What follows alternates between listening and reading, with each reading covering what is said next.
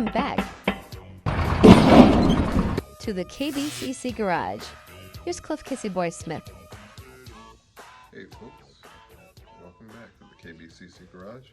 It's Cliff Kissy Boy Smith, just coming to you with just a brief little update on the 1970 Chevy Impala, AMT Chevy Impala, making it to a lowrider that we've named Family Blood. And as Tanya went over in the last video, she said, or actually it was Tanya and Derek explained the reason that it's going to be called Family Blood. My wife, she knocked it out of the park, man. Named me these decals. I dreamed up the idea of doing like a mural of my family members, some of us that are still with us, some of us who have passed on, and place them on the side of the car. And let's take a look here. So she did her own design on the left there. You can see it right there.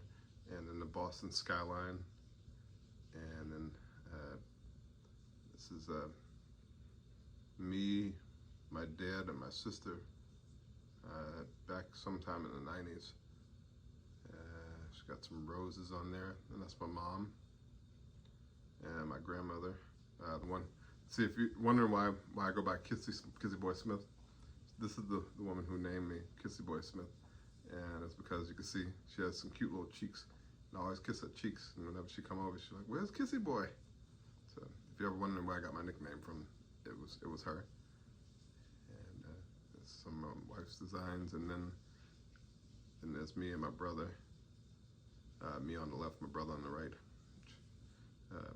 He and I, back in the 90s, used to build lowrider models all the time. And he actually had a one-to-one lowrider. He had a 1983 Buick Park Avenue with hydraulics and everything.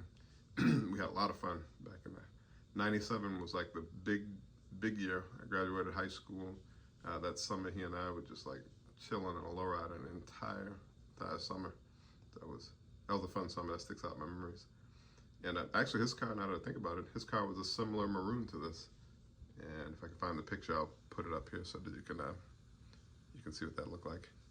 But this is still curing, but this has the Duplicolor 1K clear over the Tamiya metallic red and all the decals that my wife made. And then as far as the trim, so I'm glad I did this. The trim here on these 70 Impalas, it's very faint and very hard to bare metal foil. So I stripped it off and made my own chrome trim to put down the side of the car. So I'd have something with a little more meat to it to get the bare metal foil onto. And I clear coat over my bare metal foil. Cause I've had cars that I've had for years that I bare metal foil on top of the clear coat. And over the years, you know, I tend to move my cars around because I put them in videos all the time. So I move my cars around, and you know, if you accidentally nick it on something, you knock it loose, and then the bare metal foil starts to come off. So I guess it's not a problem for anybody who you know, pretty much just keeps their cars in one spot and lets them stay static. But me, I like to look at my cars. Like I have cars that I'll go like months without seeing it, and finally I gotta, there's that El Camino that I did. I'll take a look at that 68 El Camino. So I'll pick that up and look at it. If it's got any chrome foil on it, it'll get knocked off. I've learned to bare metal my foil underneath the clear coat, is what I'm trying to say. Oh, and I keep forgetting about this little tattoo back here my wife made, and that goes over the trunk lock. Looks pretty good. I'm not sure on how the color is going to come out in this video, because the last video was just like, it was eye-popping red. But, that's about all I have for this. I've been working on it, little things, trying to get the chassis under control. Psst. Hey, KB. Oh, hey Tanya. Hey. You want to tell us more about the interior? Okay. Yeah. Here's Tanya.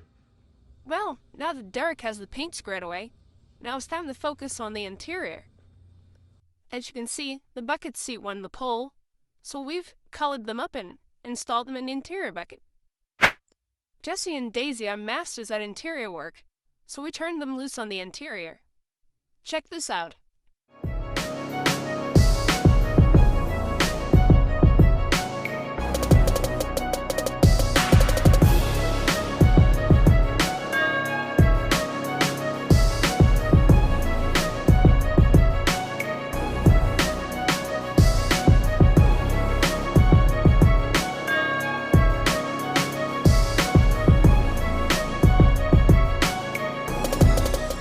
it's not done. We still have a few details to add. Then we'll button up the interior. Alright, back to you, KB. Well, thanks, Tanya. Anytime, for sure. Well, that's going to wrap it up for this video. I just wanted to give a little small update. It's not too big of a deal.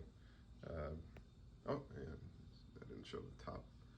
This, oh my goodness, I'm loving this. Like the build might not be that great compared to the decals that my wife did for me. She measured this like perfectly so it would fit a 69 or a 70 Impala. In fact, that back there is the, actually that's got the test decals on it. And don't worry about it being a 69 with test decals on it. I'll peel those off when I'm ready to build that one. That one needs some work, so don't worry about me messing up a vintage kit or whatever. It's not in as good a shape as this car is, so it will get fixed up one day. But anyway, that's going to be the end of this video. Appreciate you guys for tuning in. Thank you for liking, commenting, and subscribing. And I just want to lay out one more goal for this year. I'd like to reach 1,000. I have to reach 1,000 subscribers this year. So if you guys like this kind of stuff, you know, be sure to share it with the rest of the model car community. So I enjoy doing this. And more eyes on it that enjoy it, it's all the better for me. But I appreciate you guys liking, commenting, and subscribing. I'll see you next time. Anything else to say, Tanya? Now, KB, I'm all set. Gotta get back to work. See you guys soon.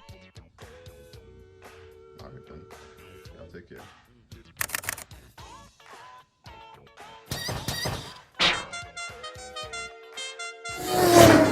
Stay out of trouble!